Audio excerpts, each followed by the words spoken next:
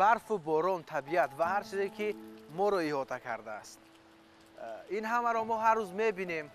قدم میگذاریم، از اینجا رد میشویم، ولی کمتر به آن چیزی که در اطراف ما هست توجه میکنیم. و نفرانی هستند که به این زیاد توجه میکنند، از هر چیزی که در زندگیشون هست یک چیز میبردارند. میگویند که به این گروه بیشتر رسامان و خاصتا ایجادکاران داخل میشوند و وقتی که کارهای ایجادی آنها رو میبینی در حیرت میافتی. میگویی که آخر ما اینا رو هر روز میبینیم، ولی وقتی که آنها به کار ایجادی دست میزنند و این همه طبیعت و زندگی عادی ما رو به تصویر میکشند، واقعا از دیدن اون کس لذت میبرد. دوستان عزیز، در برنامه امروزه میگویند که اطراف نفر حرف خواهیم زد که بیشتر به سبک ریالی مشغول است و کارهای او از زندگی عادی انسان ها، از طبیعتی که امروز ما رو احاطه کرده است برداشته شده است و این نفر یک نفر رسام جوان موفق پیرو گلوف است که کارهای ماندگار زیادی آفریده است و در سطح بین المللی زیاد شناخته است و با ما همراه باشید. ما برنامه رو پیشنهاد میکنم، حتما که از این برنامه لذت خواهید.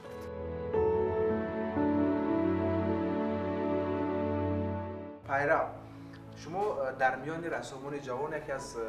رسامانی هستید که تجربه بیشتری بین المللی دارید. خب خاصتا نمایش‌های بین المللی زیاد اشتراک کردید و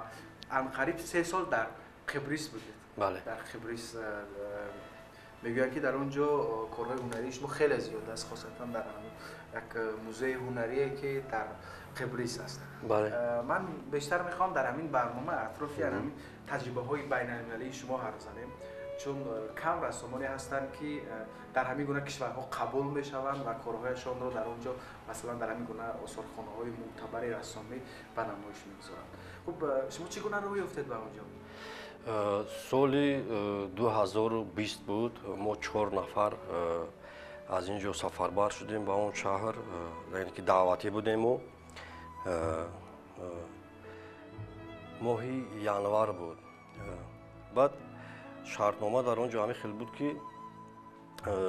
ما همگی 18 روز باید در اونجا میموندیم و در مدت 18 روز هر یک تیم باید 5 اثری می آفرید. بعد نمایشی یعنی که شخصی نمیشود، نمایشی همون 4 نفر 4 نفر نمایشی ما باید شود، یعنی که 4 نفر دیگه از ازبکستان بود، از قرقیزستان بود، از قزاقستان بود. بعد همین خیلی ما خیلی تمام کردیم و نمایش تیاری دیدیم و پس اون بعد همین خیلی شد که با همون چی میگن؟ همون مسئولان همون نمایش باز یعنی که پیشنهاد کردن که من باز همونجا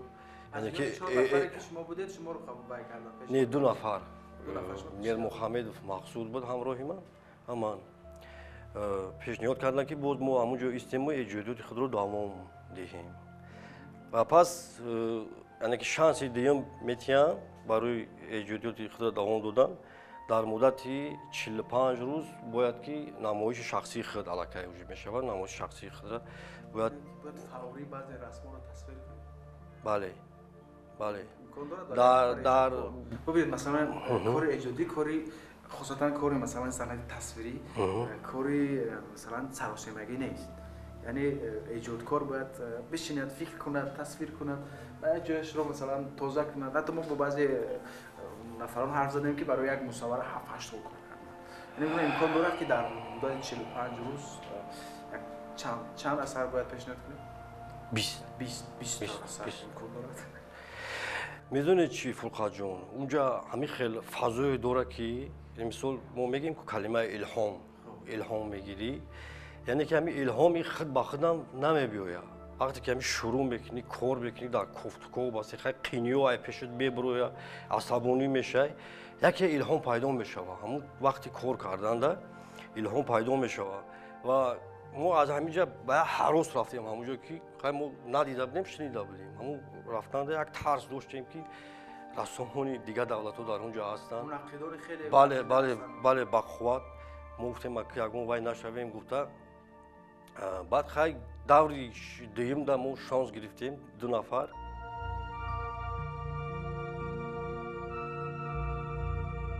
соли 2016 дар намоиши байналмилалии рассомон барои сулҳ таҳти унвони дурдонаҳои роҳи абрешем ки дар душанбе доир шуд, рассомони 30 кишвар дар он ширкат намуда буданд. мегӯянд ки асарҳои пайрав дар ин намоишгоҳ хуш пазируфта шуд. дар ҳамин намоиши байналмилалӣ пайрав Гулов ҷоизаи Академияи рассомони Чинро соҳиб гардид ва онро президенти ҷумҳурии Тоҷикистон пешвои миллат муҳтарам Эмомалӣ Раҳмон ба ӯ супориданд. пайрав Гулов дар намоишгоҳи байналмилалии рассомони ҷаҳон ки соли 2013 дар ҷумҳурии мардумии Чин баргузор шуда буд ширкат варзидааст. баъдан ду бори дигар ба намоишгоҳҳои рассомӣ ба Чин даъват шуд. ҳамчунин асарҳои ӯ дар чандин намоишҳои байналмилалии дигар ҳунари тоҷикро муаррифӣ намудааст.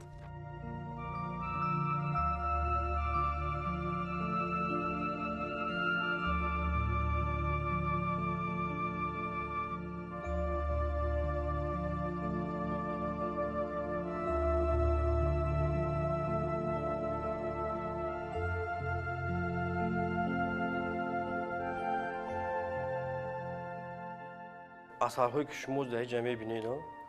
асарҳоро ман такроран кардаистам, такроран. асарҳо дар он ҷо буданд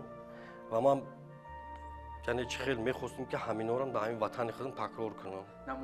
бале, намунааш дар ин ҷо бошад, не ки ҳамон ҳаҷми оригинали қати ман кардаистам, ҳаракат мекунам ки ҳамон аз оригинал ягон вай набошад. як savol, масалан мумкин аст ҳамин ҷо хуб бештари рассомон аз муқалам истифода мекунанд. аз муқалам истифода мекунанд ва ман аксари корҳои охири шуморо мебинам ки бештар бо ҳамин гуна масалан ранги сиёҳ истифода мешавад ва як сабки хосам дорад. шумо гуфтед ки ман бештар корҳои реалӣ мекунам, вале хуб бо ҳамин як масалан ранги сиёҳ инқадар зебоӣ офаридан, инқадар корҳои аҷибу ғариб кардан, ман фикр мекунам хеле як ҷасорат аст, хеле як масалан маҳорат аст. ва чаро масалан фақат бо ҳамин ранги сиёҳ корҳои охири шумо офарида мешавад? ин фарқ надорад, барои ки ҳар як рассом яъне ки ҳамон чизе ки васл ба худ ба ман маъқул аст, барои ман ба ин осонтар аст. ман мисол метавонам ки тез ҳамон чизе ки дар дилам аст, ман тез ҳамин қати тасвир мекунамда. ва аз болои ин ман лак задагим, мисол даст қати бушак намеравад. бемалол ана ман аз болои агар инҷо масалан ман дастамро кунам, аллакай сиёҳ мешавад. лак задагим ман ай болои ин ман бо ранго қати бо ороиш метавонам. дигар нави рангҳо мешавад? бале, бале. бо қалам бо ҳамин гуна ранг ё ки бо не бо ранг. хуб ва бубинед, ман мебинам ки корҳои шумо масалан бештар корҳои аз зиндагии оддии хосатан масалан пирамардоне ки дар ин ҷо нишастан дар як сари пиёла чой ва ин ҷо ки масалан бозии шоҳмод дорад. хуб чаро ба ин гуна масалан зиндагии деҳотии мардум бештар овард? ҳамин яъне ки баъди хатм кардани ҳамин донишгоҳи санъати ба номи Русузода, яъне ки устод Сабзалӣ Шарипов рассоми халқи Тоҷикистон дар дасти ҳамон кас ман хатм кардам. ҳар як рассом бояд ки яъне ки ҳамон сабту услуби худша пайдо кунад бояд. барое ки мисол агар ҳозир мегирем ҳамин ҳаста ҳозир бисёр ҳамин чизҳо ҳозир рафтааст дар Тоҷикистони мо, дар дигар давлатҳо мо ҳамин шоҳиди ҳамин чиз будем. мисол акс мегиранд фото, ҳамон фотора мисол копи мекунанд. мисол ина фурқат ман ба тасаввуф метавонам ҳамин ҳамчун рассом метавони гуфта, барое ки он ҳамон сурата гирифта такрор мекунад. не ман қабул надорам. қабул надорам. мисол ҳозир мо дар ҳамин кӯчаҳо мерем, бале, дар ҳамин кӯчаҳо мо мисол мерем, мебинем ки се мушсафеда мисол суҳбат доранд, ки айнан ҳамин хел намебинем. ин нигоҳи ман аст, мисол. вале аз он ҷо идея мегирӣ? бале, албатта идея мегирӣ. ҳамаи ҳамин коре ки ман мекунам, барое ки васияти устод бисёр рассомҳои дигар қати ман ҳамаи ҳамин чизҳо бояд аз зиндагӣ бояд бигирӣ. мисол аз космос, аз чизе ки нест نه همه چیزهای زندگی همه رسومان بزرگ همین زینه‌ها را رفته ما از مثال از گفتن نمیتونم که من 10 سال پس من دیگه خیلی راست میگم گفتن نمیتونم برای که 10 سال پس شاید که سابقه سونیواز شود بله بله انسان وابسته به طی کردن زینه‌های بله. مختلف اگر شما در اینجا اهمیت مثال دودا باشین نه چه صحبت گرم رفته است یعنی که obraz ما دادگیم همین obraz دادگیم با حرکتش خاراکتری خیلی دوره بعد همین چورکنجایی که هست مثال ما حرکت میکنیم که همین با طرز مانومنتالی میگن با زبانی رسوم یگان جای همین خالی نمونه فضا نمونه خب مثلا این بورانکو اینجا رو پر کردیم بله. و این از اثرتون هم و اگر شما ببینید یگان تا همینو با همدیگر مانند نیستن دست این خیل دست این دست این عصا دست این تسبیح از دست این خیل گپ زده است یا که مثال پوچه‌هاشون نمیگیم چی میگه حرکت ها هست من پای این خیل رفت پای این خیل رفت اینکه حرکت باشد یا که همین جمع گیریم همین خیل مثال من این اثر دیگه یگان جای خولگی همین چیزا باید و حرکت میکنیم که بازی باشد همین در درون همین چیز دیویژنی و حرکت ها باشد مثلا پایین خیل رفت پایین از خفوش این خیل رفت یعنی که پر باشد بله. خولگی در یعنی که وابسته با از همون موضوع است یعنی که همین گرمی و موسیقی رفته است با همدیگر با موزیکا هم صحبت شده است بتون دیگر اسمتون رو بینیم و اینجا نیست اینم عالم موسیقی است مثلا بله اینم موسیقی خوب مثلا همین خیلی بود که من در همون جا کردم اینم تکرار است در 3-4 ساعت من همین کارا در اونجا کرده بودم با رنگ این اثر اینم از زندگی گرفته شده است این خدنوی دین نام دارد روزی استراحتی مثلا بازی نردی دارند همین خیلی همین چیزا برای چی هر یک کس میگن ثبت و اسلوب باید داشته مثلا بعضی از جوانان هستن ممکن خیلی همین گپی من سخنرانی من مثلا بایکنن ببینن مثلا خیال میکنن که همین ثبت و اسلوب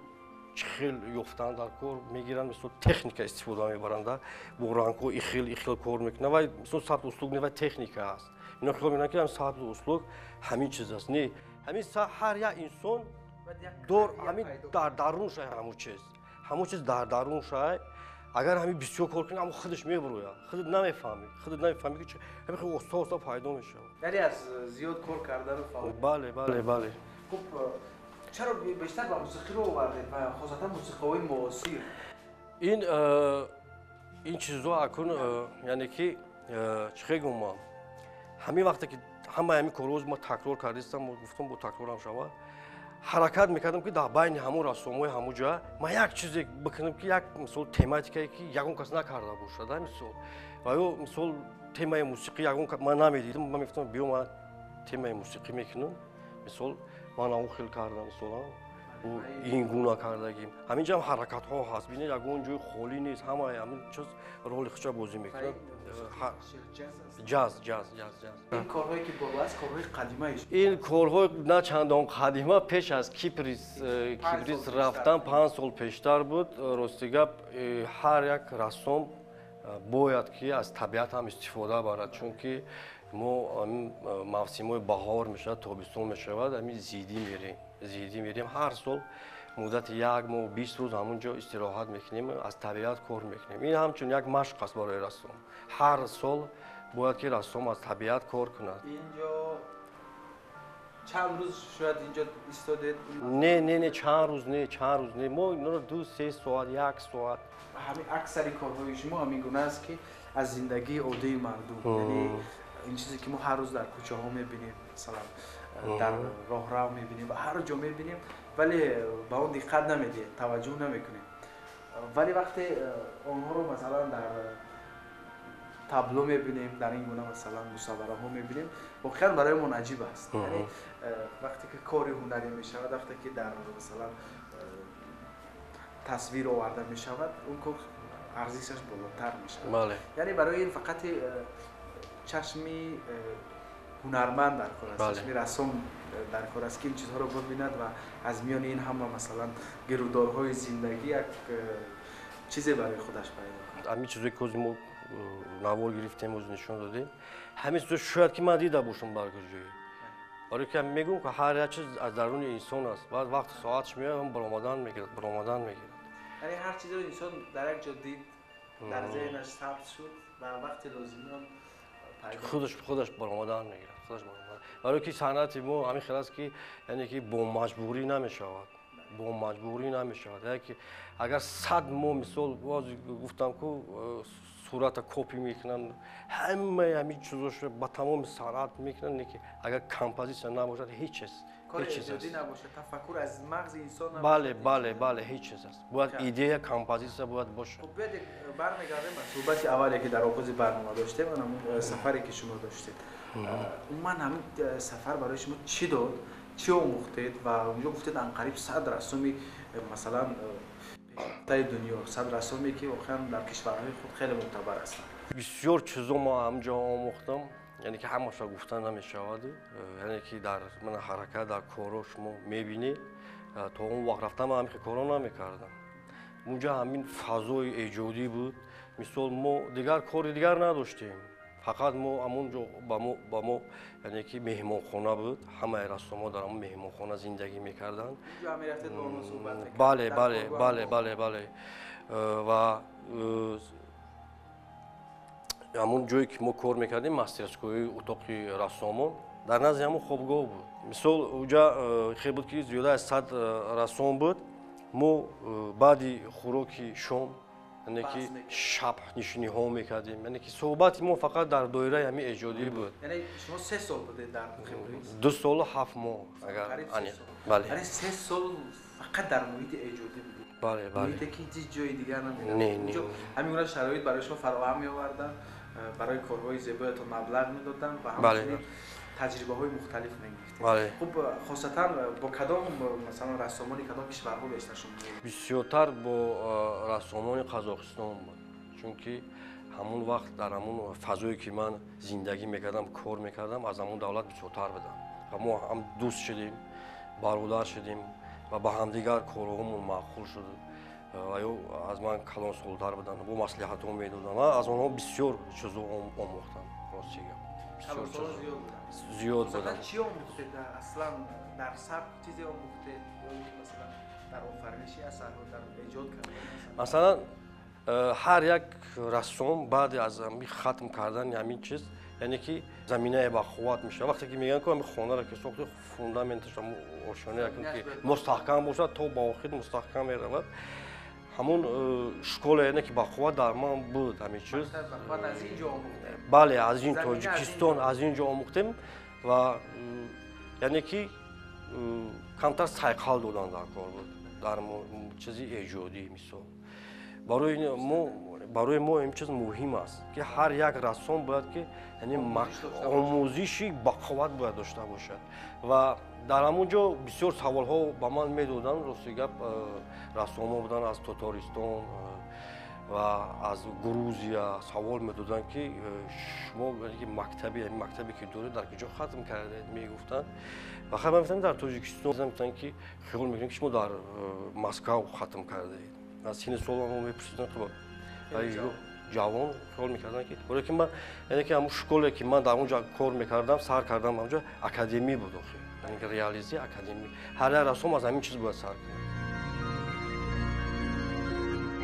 пайрав гулов донишкадаи давлатии фарҳанг ва санъати тоҷикистон ба номи мирзо турсунзодаро соли 2006 хатм намудааст мегӯянд ки дар осорхонаи санъати ҷумҳурии мардумии чин 6 мусаввараи ӯ нигоҳ дошта мешавад дар осорхонаи миллии тоҷикистон мусаввараи 20 метра ки дар он манзараи зебои кишвар инъикос ёфтааст кори дасти ӯст ҳамчунин силсилаи портретии 48 қаҳрамони ҷанги бузурги ватанӣ корҳои дигари пайрав ба ҳисоб меравад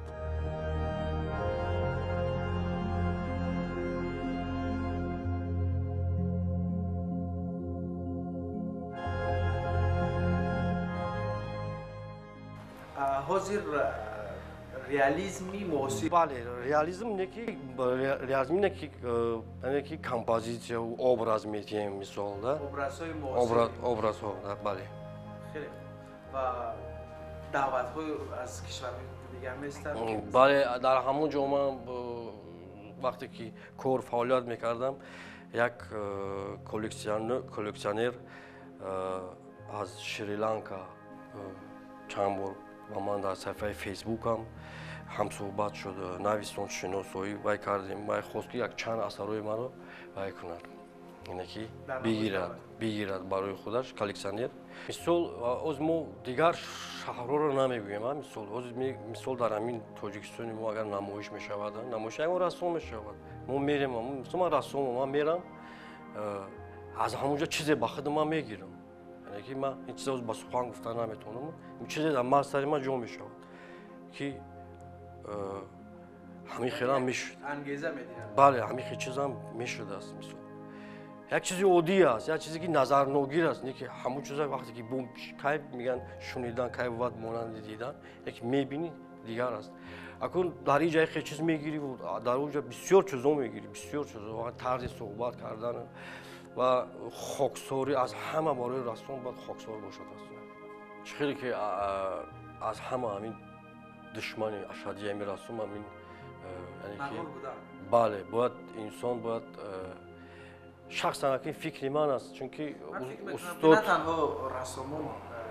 بلکه به هر یک انسان بستگی داره بله استاد ما رو هم خیلی تربیت میکردن که همه وقت از پشت شهرت هیچ وقت ندارم بله سبزل شریف فهم خیلی همین چیزو فقط در همین کلای من جور شده است چی کاری که نکنم فقط در یاد من میبیاد